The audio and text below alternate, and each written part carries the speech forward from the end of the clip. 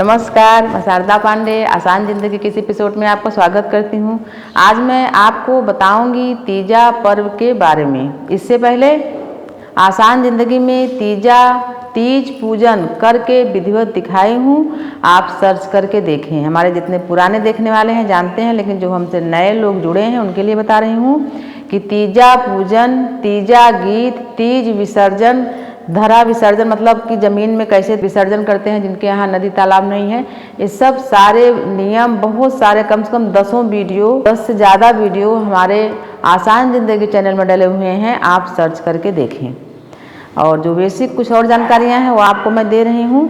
इस बार तीजा 9 सितंबर दिन गुरुवार को हस्त नक्षत्र में पड़ रहा है और पूजा मुहूर्त यानी कि 9 सितंबर को सुबह 6:03 से 8:33 तक सुबह की पूजा होगी। चाहे मंदिर में कर लें चाहे घर में कर लें। जो प्रदोष काल की पूजा होती है शाम को 6:33 से 8:51 तक, ये होती है शाम की पूजा। तो मैं आपको बताई हूँ तीज का पूजन मुहूर्त।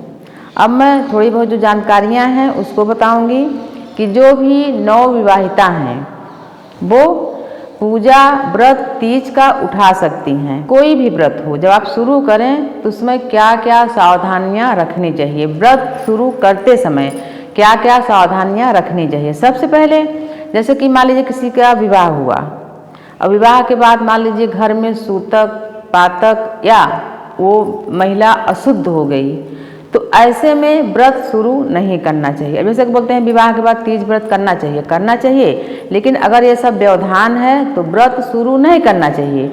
लेकिन अगर आप व्रत शुरू कर चुके हैं तो सूतक हो पातक हो या आप अशुद्ध हैं तो आप इस दौरान व्रत नहीं छोड़ सकती हैं, पूजा न करें। क्योंकि जब हम व्रत करते हैं तो वो हमारे बस में है और तन और मन का शुद्धिकरण हो जाता है। पूजा हम भगवान को देते हैं, व्रत का फल भी हमको मिलता है, पूजा हम भगवान को देते हैं, तो भगवान को हम स्पर्श नहीं कर सकते, अशुद्ध अवस्था में भगवान को कोई चीज़ अर्पण नहीं कर सकते, तो इसलिए हम पूजा नहीं करते हैं, व्रत करते हैं। तो मैं आपको बता रही हूँ कि आप क्या करें क्या ना करें। इसी प्रकार से अगर आप बीमार हैं, मान लीजिए कि जैसे आपका विवाह हुआ, विवाह के बाद आप गर्भवती हैं और आप बीमार हैं, तो ऐसी अवस्था में भी कोई ज़रूरी नहीं कि आपसे कोई बोले कि आपको विवाह हुआ है तो आप पूजा करें ही करें, इस साल से शुरू ही करें, कैसे भी करें, ऐसा कुछ नहीं है। गर्भवती हैं, बच्चा को पैदा हो जाने दीजिए, बच्चा साल भर में कुछ बड़ा हो जाएगा, फिर आप पूजा करें। बीमार हैं फिर भी आप पूजा न करें। जैसे आप पूजा शुरू कर दी, फिर आप गर्भवती हैं तो आप जल और फल लेकर पूजा करें। निराजली व्रत बिल्कुल न करें अगर आपके पेट में बच्चा है तब। क्यों कि आप अगर कुछ खाएंगे पिएंगे नहीं तो बच्चा कमज़ोर हो जाएगा और पेट में ऐंठने लगता है, बच्चा भूख के मारा ऐंठता है। तो आप कभी भी अगर जैसे व्रत शुरू कर चुकी हैं तो फल जल लेकर करें और माँ पार्वती भगवान शिव से क्षमा प्रार्थना कर लें कि देवता हम अपने लिए नहीं, जो हमारे अंदर जीव है उसके लिए हम जल और फल ले रहे हैं और आगे से हम निराजली व्रत फिर से करेंगे। इसी प्रकार से मान लीजिए आप हॉस्पिटल में हैं, बीमार हैं या आप किसी के साथ हॉस्पिटल में हैं और आप पूजा नहीं कर पा रहे हैं तो व्रत करना आपके बस में है। किसी बीमार का सेवा जब आप करते हैं तो आप खुद पहले स्वस्थ रहें तभी दूसरे का सेवा कर सकेंगी। तो इस अवस्था में भी मैं यही बोलूँगी कि आप निराजली व्रत उस समय अगर शुरू कर दी हैं तब भी न करें। भगवान देवी देवता नहीं कहते कि आपके सामने जो प्रत्यक्ष व्यक्ति है आप उसकी सेवा न करके हमारे लिए आप खुद बीमार पड़ जाएं, आप अपने लिए भी मुसीबत पैदा करेंगे, जो बीमार व्यक्ति है उसके लिए भी मुसीबत पैदा करेंगे। इसलिए फल जल चाय दूध सब चीज़ लेकर खुद स्वस्थ रहें, बीमार व्यक्ति की सेवा करें। तो मैं आपको बता रही हूँ कि तीज पर्व में आप क्या करें क्या ना करें। उसी प्रकार से तमाम महिलाएं बोलती हैं हमारे पास ये सब सुविधा की चीज़ें हैं, जितनी सामग्री आप चढ़ा के पूजा करते हो हमारे पास नहीं है। मैं ये बोलती हूँ कि ऐसा नहीं कि सबके पास न हो, लेकिन जिनके पास नहीं है, जैसे कि मान लीजिए 16 श्रृंगार से करवा चौथ हुआ, तीज हुआ और तमाम ऐसे व्रत होते हैं जिसमें कि सुहागन 16 श्रृंगार चढ़ाती हैं। तो आपके पास अगर 16 श्रृंगार नहीं है तो मांग का सिंदूर, लाल चूड़ियाँ और बिछुआ, ये पहले भी मैं बता चुकी हूँ, ये 3 चीज़ चढ़ाएं। और 16 श्रृंगार में बहुत सारी चीज़ें होती हैं, मैं पहले भी बताई हूँ, अभी और बताऊँगी कि 16 श्रृंगार में क्या क्या चीज़ें होती हैं। और उसमें से आप जैसे कि कोई आभूषण है, मान लीजिए जैसे कि अंगूठी है, बताए कि बिना अंगूठी पहने पूजा नहीं करना चाहिए। मंगलसूत्र माँ पार्वती को चढ़ा सकती हैं, अगर आपके पास नया है तब, पहना हुआ नहीं। जैसे नया रखी हैं तो चढ़ा के खुद आप पहन सकती हैं। मंगलसूत्र, अंगूठी, नथिया, बिछुआ, बेंदी सब चीज़ें होती हैं। अगर तो चीज़ें सोने चांदी की नहीं है तो आर्टिफिशियल भी चढ़ा के आप खुद भी थोड़ा बहुत यूज करें और दान भी कर सकती हैं। मैं आपको बता रही हूँ कि तीज पर्व में इस बार आप क्या करें क्या ना करें। तो मैं आपको 16 श्रृंगार में क्या क्या होता है पहले भी बताई हूँ और आज भी आपको मैं थोड़ा सा बता दे रही हूँ कि 16 श्रृंगार में क्या क्या होता है, लिख कर रखी हूँ मैं। तो आप इसको नोट कर लेंगे। 16 श्रृंगार में सब चीज़ें आपको मिल जाएंगी। सिंदूर, लाल बिंदी, काजल, लाली जो होठ में लगाते हैं, लिपस्टिक को लाली बोलते हैं, मीठा पान, ये भी 16 श्रृंगार में आता है। मीठा पान, लाल चूड़ियाँ, मेहंदी, नाखून पालिश, महावर जो पाँव रखने का काम आता है उसको महावर बोलते हैं, आलता भी बोलते हैं बहुत सारे लोग, बिछुआ, लाल परांदा है जिन्हें बाल में बांधते हैं उसको लाल परांदा बोलते हैं, मंगलसूत्र, लाल चुनरी जो ओढ़ते हैं या साड़ी जो भी है, लाल ब्लाउज, नथनी, अंगूठी, ये सब होते हैं 16 श्रृंगार।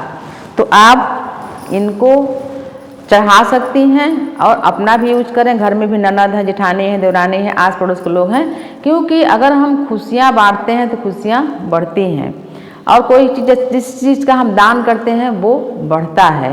तो ये सब दान आता है, दान में आता है, इनको करना चाहिए। तो महिलाएं इस बताती हूँ सभी व्रत का नियम है कि व्रत जैसे मैं बोली हूँ कि दूसरे का दिया हुआ वस्त्र पहन के पूजा नहीं करना चाहिए। तो हमारी बहनें बेटियाँ सब कमेंट करती हैं कि हमारे भाई राखी पर हमको साड़ी दिए थे, मम्मी दी थी, मैं पहन सकती हूँ कि नहीं।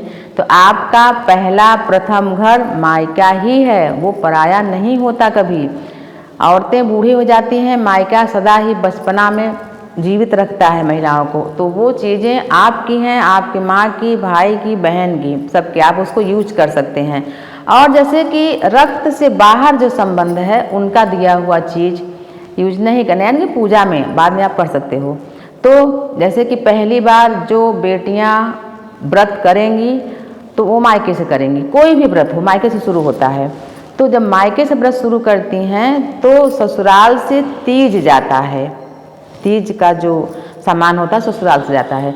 तो वो सारी चीज़ें ससुराल वाली ही पहन के बेटियां पूजा करती हैं। 16 श्रृंगार, फल, मिठाइयाँ और जो भी चूड़ी, साड़ी, ये सब होता है, सब पहन के पूजा करते हैं। कभी कभी क्या होता है, ऐसा भी होता है जैसे कि मिर्ज़ापुर साइड, बनारस साइड से हमारे भाभी लोग आई हैं तो वो ससुराल में ही रहे, उनके यहाँ नियम है ससुराल में ही ऐसे रह गई हैं। तो उस समय मायके से आता है सभी चीज़, उनके मायके पक्ष से आता है। तो वो अपने मायके का सभी चीज़ कुछ और कुछ ससुराल का चीज़ मिला के ससुराल में ही पूजा करती हैं। मैं आपको बता रही हूँ कि मान लो किसी कारणवश जो बेटी है, बहू है, ससुराल में ही रह गई है तो नियम है तब मायके वाले तीज लाएंगे, फिर मायके वाले का कुछ सामान और कुछ ससुराल वाले का मिला के पूजा होता है। तो मैं आपको बता रही हूँ कि हमारा चैनल आप सब्सक्राइब कर लें, वीडियो को लाइक करें। इसी प्रकार से चिरचिरी जो कि अगर अभी उपलब्ध हो पाएगा तो मैं आपको दिखाऊंगी। चिरचिरी का दातून माँ पार्वती करती थीं, तो आज के दिन चिरचिरी का दातून करना चाहिए। आप सर्च करके देखोगे, उसको लट जीरा भी बोलते हैं और बहुतायत यहाँ हमारे बगल खेत में है। और तिल की पत्ती, जो तिल हम जैसे वो गजक वगैरह बनाते हैं तो उसकी पत्तियाँ भी काफ़ी खेत में बोया हुआ है। तो आप तिल लोगे, तिल की पत्ती को ऐसे ऐसे करोगे, रगड़ोगे, थोड़ा पानी डाल के तो उसमें झाग निकलेगा, उससे बाल में लगा के तीज के दिन धोया जाता है। तो कुछ ऐसी जानकारियाँ हैं जैसे कि हलचस्ट में महुआ की मुखारी किया था, महुआ के पत्ते में खाया जाता है, तमाम चीज़ें।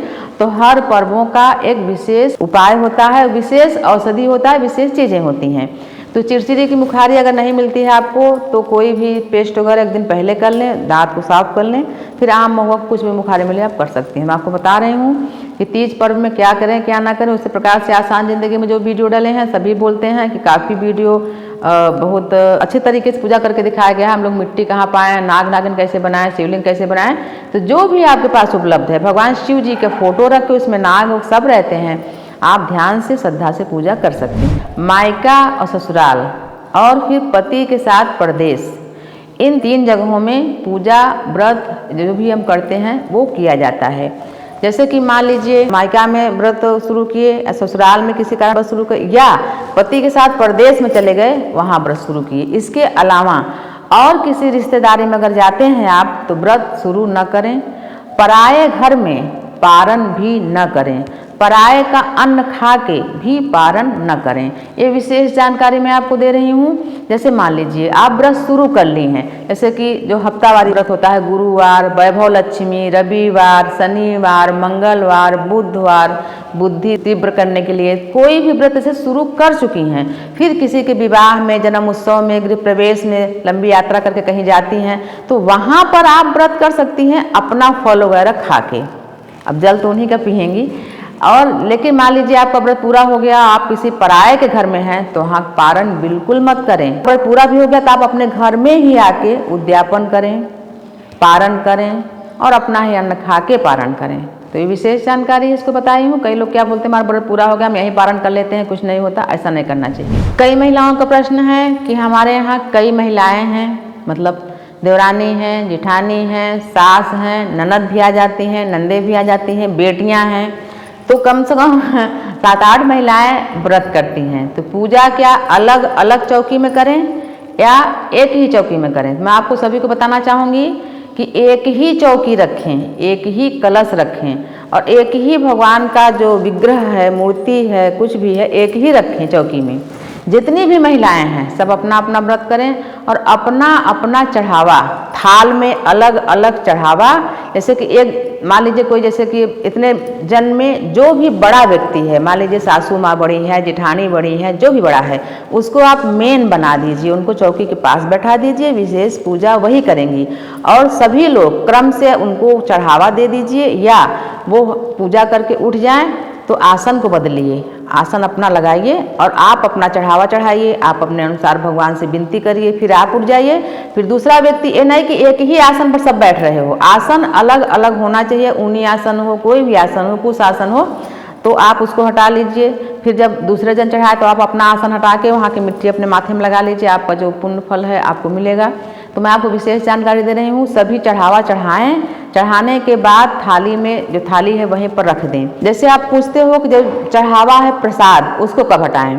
प्रसाद का नियम है, प्रसाद चढ़ाने के बाद जब भक्त वहाँ से हटते हैं तो भगवान के पास से प्रसाद उठा लेते हैं और सभी को वितरण कर देते हैं। बाकी चीज़ें, दक्षिणा है, श्रृंगार है, कुछ भी है, वहाँ चढ़े रहने दें। वो अगले दिन स्नान के बाद चौकी जब हटाई जाती है तब हटाया जाता है। और चौकी हटाने के बाद आप आसान जिंदगी में जो वीडियो डाला है उसको देखें, विसर्जन है उसे करें, स्नान वगैरह करने के बाद उसके बाद दान जरूर निकालें। पहले क्या करते थे लोग, ब्राह्मण भोजन करा के फिर भोजन कर देते, तो अभी नहीं हो पाता है। दान निकालें, दान निकालने के बाद ही पारण करें। तो आपको ये दुविधा दूर हो गई होगी कि अलग अलग चौकी, अलग अलग कलश, अलग अलग देवता स्थापना नहीं करना है, एक ही जगह करना है। लेकिन आप सभी दक्षिणा चढ़ाएं।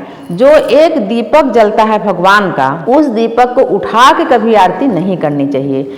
वो दीपक वहीं पर जलता रहेगा जब तक आप 1 बजे तक जागरण करोगे, 12-1 बजे तक। कहे कि जब आदमी महिलाएं व्रत रहती हैं तो उनको कमजोरी के मारा नींद लगता है, तो 1 बजे तक आप जग लें, वो दीपक जलता रहे। रात भर भी जलता रहे तो कोई दिक्कत नहीं है, जलने दीजिए। कभी कभी बोलते हैं 12 बजे तक बताए थे, उसके बाद बुझ गया या बुझा दिए, दीपक कभी बुझाना नहीं चाहिए।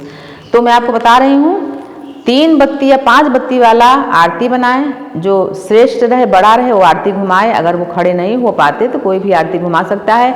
सभी लोग दक्षिणा चढ़ाएं। क्या करते हैं, जो जलता हुआ दीपक है उसी को उठा के आरती कर लेते हैं, ऐसा नहीं करना चाहिए। तो मैं आपको जानकारी दी हूँ तीज पर्व का, गाने वगैरह सब डले हुए हैं, आप उनको देखें। वीडियो को लाइक करें, चैनल को सब्सक्राइब करें। इसी तरह के वीडियो और तमाम हम व्लॉगिंग बनाए हैं, उसका भी वीडियो अभी नहीं दे पा रहे हैं, आगे देंगे। तो आप सभी महिलाओं को, बहनों को, बेटियों को तीज पर्व मंगलमय हो, सुखमय हो। आप सदा सुहागन रहें, स्वस्थ रहें और संपन्न रहें और हमारे साथ बने रहें, देखते रहें आसान जिंदगी। तब तक के लिए नमस्कार।